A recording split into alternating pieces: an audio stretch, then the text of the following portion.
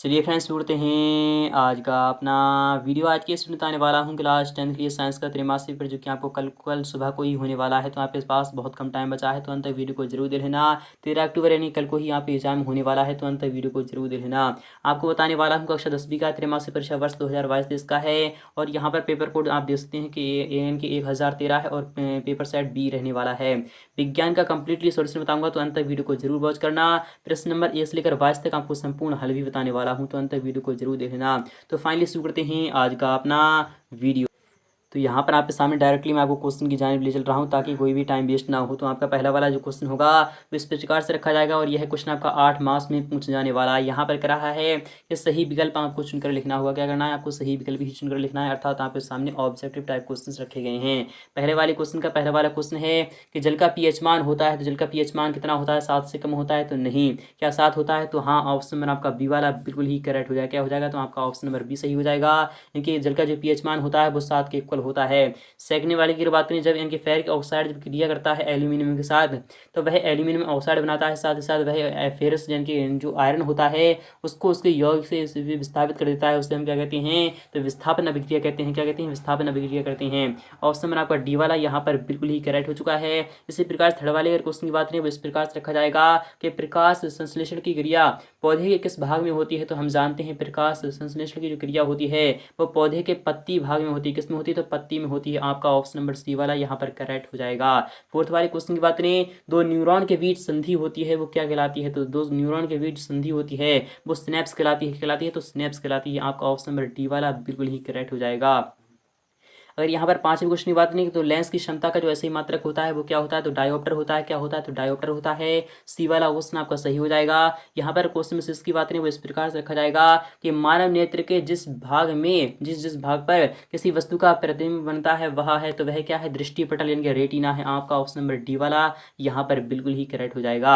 सातवें क्वेश्चन की बात करें, निम्न में से कौन भौतिक परिवर्तन नहीं है, खौलते पानी से जलवाष्प बनना, तो हाँ यह भौतिक परिवर्तन है। बर्फ का पिघलकर जल बनना, तो आपका यह भी भौतिक परिवर्तन है। तो आपको ये पता होना चाहिए भौतिक परिवर्तन क्या होता है। भौतिक परिवर्तन वो परिवर्तन होता है जिसमें कि कोई भी पदार्थ यानी कि दूसरी अवस्था में जाकर पुनः उसी अवस्था में आ जाए, उसे हम भौतिक परिवर्तन कहते हैं। तो खौलते पानी में जलवाष्प बनना यानी जलवाष्प जो बन जाती है वो पुनः जल भी बन सकती है।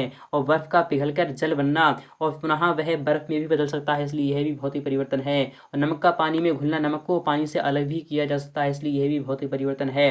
बट एलपीजी का दहन यानी कि जो एलपीजी जो गैस होती है, एक बार वह जल जाए तो वह दोबारा कभी भी गैस में नहीं बदल सकती, अर्थात ऑप्शन नंबर आपका डी वाला सही हो जाएगा। यह क्या है, यह एक रासायनिक परिवर्तन है। तो रासायनिक परिवर्तन में पुनः वो पदार्थ वापस नहीं आता है।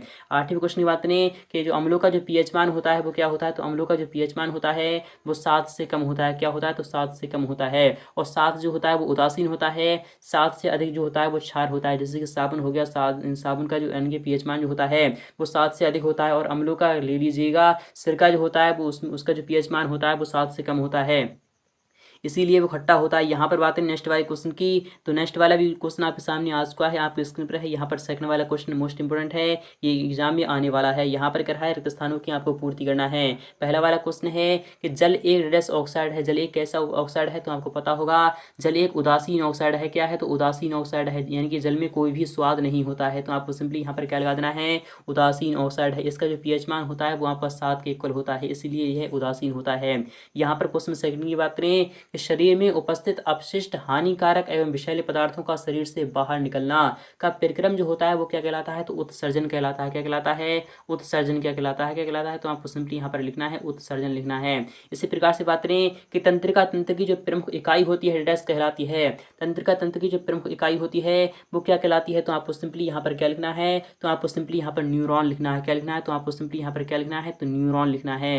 तो आपका आंसर हो जाएगा वो न्यूरॉन हो जाएगा। फोर्थ वाली अगर क्वेश्चन की बात करें, उत्तल लेंस की जो क्षमता होती है, उत्तल लेंस की क्षमता होती है वो आपकी धनात्मक होती है। क्या होती है, तो धनात्मक। आपको सिंपली यहाँ पर क्या लिखना है, तो धनात्मक लिख देना है। और तथा अवतल लेंस की क्षमता होती है वो आपकी क्या होती है, तो ऋणात्मक होती है, यानी पॉजिटिव और निगेटिव आपका आंसर आ जाएगा। यहाँ पर बात करें पांचवें क्वेश्चन की, आकाश का जो रंग होता है वो नीला प्रकाश के किस के कारण दिखाई देता है? तो प्रकाश के प्रकीर्णन के कारण दिखाई देता है। किसके कारण दिखाई देता है? तो प्रकाश के प्रकीर्णन के कारण दिखाई देता है। क्वेश्चन इसकी अगर बात करें कि श्वेत प्रकाश का रंगों में विभक्त होना, यानी कि श्वेत प्रकाश जो होता है उसका 7 रंगों में विभक्त होना, वह क्या कहलाता है? तो वर्ण विक्षेपण कहलाता है। क्या कहलाता है? तो आपको सिंपली यहाँ पर क्या लिखना है? वर्ण विक्षेपण लिखना है, वही आपका आंसर हो जाएगा। तो आपका आंसर क्या हो जाएगा? तो वर्ण विक्षेपण आपका आंसर हो जाएगा। तो आई होप आपको समझ में आ रहा होगा। और यहाँ पर बात करें नेक्स्ट वाले क्वेश्चन की, 7वां क्वेश्चन है कि प्रतिबिंब की ऊंचाई और बिंब की ऊंचाई का जो अनुपात होता है वो आवर्धन कहलाता है। क्या कहलाता है? तो आपको सिंपली यहाँ पर क्या लगा देना है? तो आवर्धन लगा देना है, आपका आंसर आवर्धन हो जाएगा। यहाँ पर बात करें थर्ड वाले क्वेश्चन की, यहाँ पर थर्ड वाला जो क्वेश्चन है वो कह रहा है कि सही मिलान कीजिए, इनके मैच द कॉलम, आपको मिलान करना होगा। तो स्तंभ आ स्तंभ बा आपके सामने आ चुका है। पहला वाला क्वेश्चन है कि ऊष्मा का अवशोषण जो होता है वो क्या होता है? तो ऊष्मा का जो अवशोषण होता है उसे ऊष्मा शोषी अभिक्रिया कहते हैं। क्या कहते हैं? ऊष्मा शोषी अभिक्रिया कहते हैं।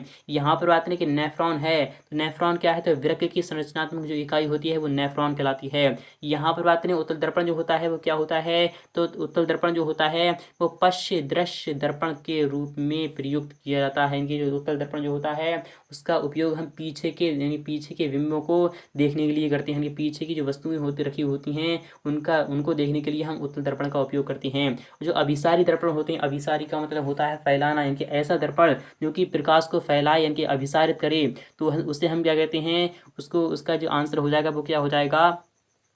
तो अभिसारी दर्पण है, अभिसारी दर्पण का जो आंसर हो जाएगा वो क्या हो जाएगा? तो अवतल दर्पण, यानी कि अभिसारी दर्पण को हम अवतल दर्पण भी कहते हैं। तो आपका आंसर 5वीं पर चले जाएगा। यहाँ पर बात करें कि वर्ण विक्षेपण क्या होता है, जैसा कि मैंने अभी आपको बताया था वर्ण विक्षेपण क्या होता है। तो वर्ण विक्षेपण आपका कौन सा आंसर सही होना चाहिए? तो क्वेश्चन 5 का जो आपका आंसर होगा वो कौन सा हो जाएगा? तो वह त्रिभुजाकार प्रिज्म के द्वारा होता है।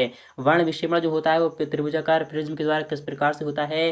जब प्रकाश पर श्वेत प्रकाश को जब आपतित कराते हैं तो वह 7 रंगों में विभक्त हो जाता है। कौन कौन 7 रंग हैं? तो विबग्योर से आप यहाँ पर ध्यान में रख सकते हो। विबग्योर आपका जो आंसर होता है ये भी आपके एग्जाम में आ सकता है।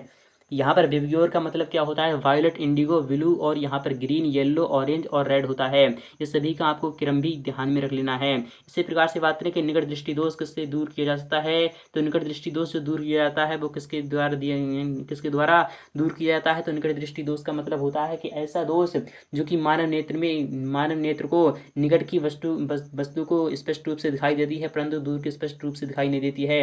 ऐसे दोष को हम निकट दृष्टि दोष कहते हैं। और ऐसे मनुष्य को क्या लगाना चाहिए? तो ऑप्टल लेंस लगाना चाहिए। क्या लगाना चाहिए? तो ऑप्टल लेंस उपयोग करना चाहिए। और ब्लीचिंग पाउडर का जो प्रचलित नाम है वो क्या है? यानी प्रचलित यानी कि सूत्र क्या है? तो आपको आंसर क्या आ जाएगा? तो CaOCl2 है अर्थात कैल्शियम ऑक्सीक्लोराइड है। तो आपका विकल्प यहाँ पर 8वें में चले जाएगा। बुझा हुआ चूना क्या होता है? बुझा हुआ जो चूना होता है वो क्या होता है? तो कैल्शियम हाइड्रोक्साइड होता है। क्या होता है? कैल्शियम हाइड्रोक्साइड होता है। तो आपके सभी आंसर आपको मिल चुके हैं। तो आई होप आपके समझ में आ रहा होगा। तो जब आपके समझ में आ चुका होगा, यहाँ पर बात करें नेक्स्ट वाले क्वेश्चन की, तो 4th वाला भी क्वेश्चन आपके सामने आपके स्क्रीन पर आ चुका है जो कि आपका इंपॉर्टेंट रहने वाला है। यहाँ पर कह रहा है एक शब्द या फिर एक वाक्य में आपको आंसर लिखना होगा।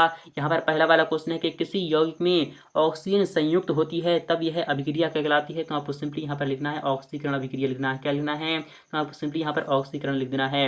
सेकंड वाले क्वेश्चन है, यहाँ पर कह रहा है कि CaOCl2 का जो प्रचलित नाम है वो क्या है? तो आपको सिंपली यहाँ पर क्या लिखना है? तो ब्लीचिंग पाउडर लिखना है। क्या लिखना है?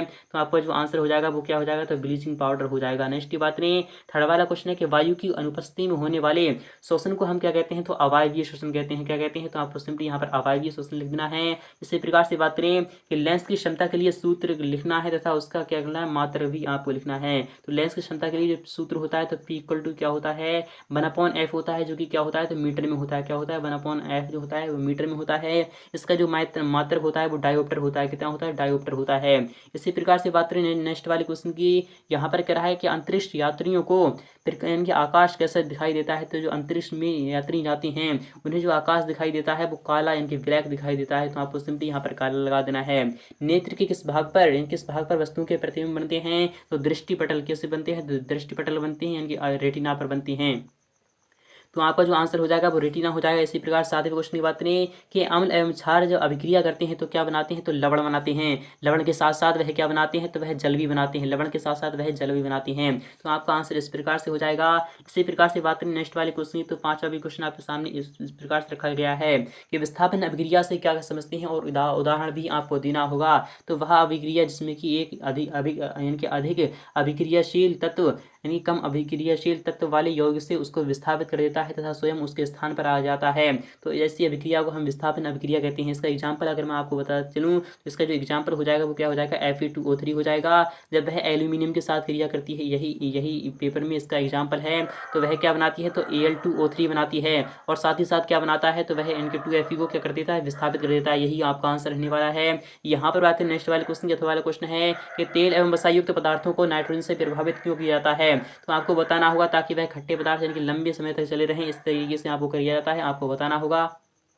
छठे वाले अगर क्वेश्चन की बात करें वो इस प्रकार से रखा गया है कि अम्लीय वर्षा से क्या समझते हैं। अम्लीय जो वर्षा होती है जब क्या होता है, जब SO2 क्या होता है, जब SO2 और NO2 जब यानी कि बरसती है तो वह खुजली और यहाँ पर काफ़ी बीमारियों के साथ यानी कि ये ढाती है। तो जो सीजन की जो पहली बरसात होती है वो अम्लीय वर्षा कहलाती है, क्योंकि उसमें SO2 यानी सल्फर डाइऑक्साइड और नाइट्रोजन डाइऑक्साइड बरसती है, क्योंकि वह फैक्ट्रियों के माध्यम से काफ़ी मात्रा में वायुमंडल में फैल जाती है। इसी कारण से अम्लीय वर्षा कहलाती है। इसलिए आपको यहाँ पर ध्यान में रखना है कि SO2 यानी सल्फर डाइऑक्साइड और नाइट्रोजन डाइऑक्साइड का ही बरसना ही क्या कहलाता है, तो अम्लीय वर्षा कहलाती है, जो कि पहली बारिश होती है, इसलिए इसका नुकसान होता है। तो आपको समझ में आ रहा होगा।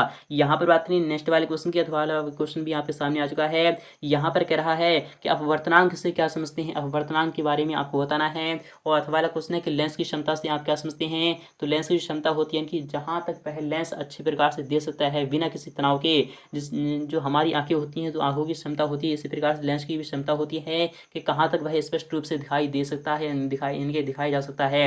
इस प्रकार से आपको लिख देना है। इसके आगे का सोल्यूशन में आपको